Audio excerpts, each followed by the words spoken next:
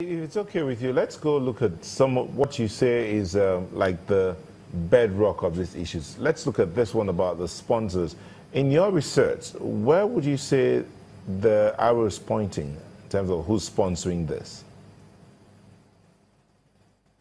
At this point in time, we can only say that a lot of interests are involved in terms of those whose cattle are being moved from one place to the other, but also in terms of a people's way of life. You would find that with many of the herders, they are pastoralists, they move from place to place, and this has been an historical pattern they followed. And they are now being faced with a change in their livelihoods, in a change in which they've constantly carried out their trade. Then on the other hand, you find a situation where it now involves a clash of rights, whose rights should be protected. And it has gotten to a level where people no longer respect the right to life.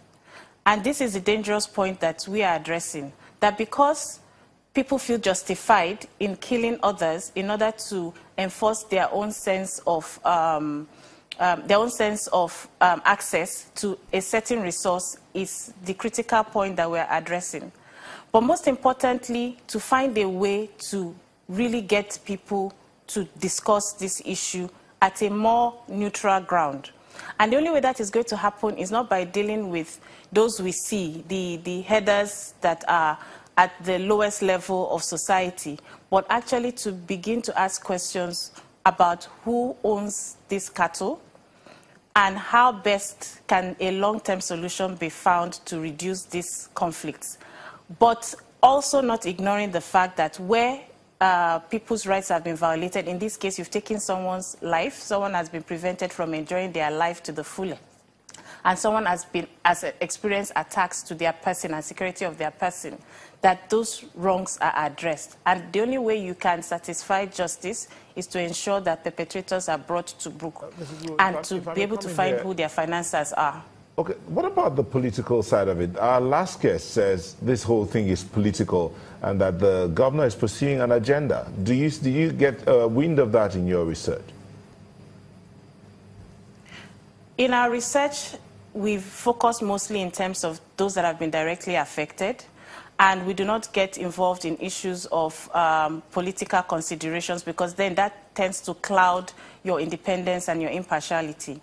Okay. Our focus has always been to do the right thing according to the Constitution and according to the values of human rights. We'll need to go on a break. We'll need to go on a quick break. But when we come back, let's look at how to manage the blame game as against managing the situation on ground. Please don't go away.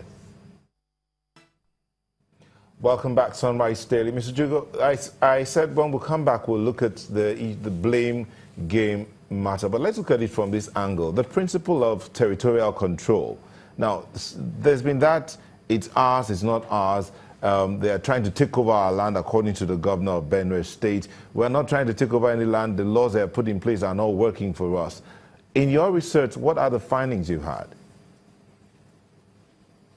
So in our research, like I said earlier, we focused mostly in terms of how people can rate the level of enjoyment of their rights to life and security.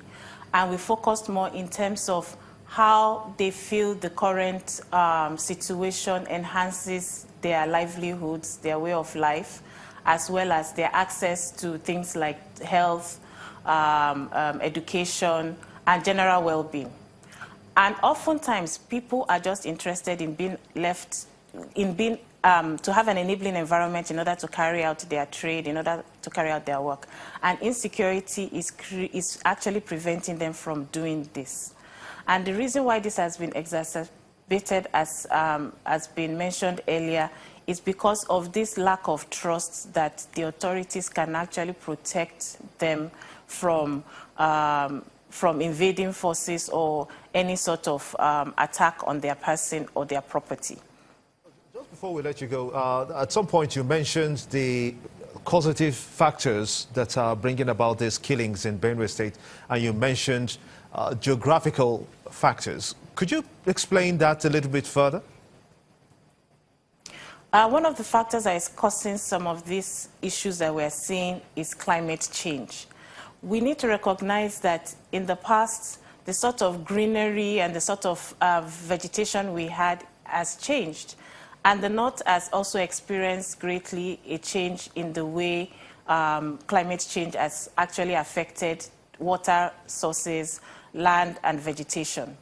And we as a people need to start thinking about how to combat climate change. What are the options? What are the alternatives? Those discussions need to be had in addition to how you ensure that a people's livelihood can move beyond a situation of conflict as a result of finding alternatives in order to carry out their trade, but rather to live in harmony with other people. And those discussions need to be facilitated in a mutually respecting manner. And most importantly, there needs to be a prevention of further attacks. And this can only happen if a long-term strategy is put in place to ensure that when people move from place to place, because today we're talking about herders and farmers conflicts, we're also going to see a shift also between urban and rural populations. That has already started happening. And in a couple of years, you'll find that more people live in urban areas than rural areas. Then what happens in those situations? How do we deal with rising crime levels in the cities? So the solution is a holistic view to ensure you can prevent people from taking the rights of others, especially when you talk about life, someone's life. It's a crime and it's something that should be prevented. And then for those that have happened in the past, you need to be able to address it. Because in a law-abiding society, people need to feel that everybody is treated equally and everybody has equal standing before the law. And at the moment, that situation is not clear at all. And we need to do a lot more as a people, as a government, to ensure that we can offer this kind of protection and this kind of assurance. And it will only happen if perpetrators of crimes or violations are brought to book and the communities are repatriated and are given enough resources in order to address their socioeconomic needs. So much indeed. Thank you. Osai Ojigo, a director of Amnesty International Nigeria from our Abuja studios. We do sincerely thank you for talking to us on Sunrise Daily.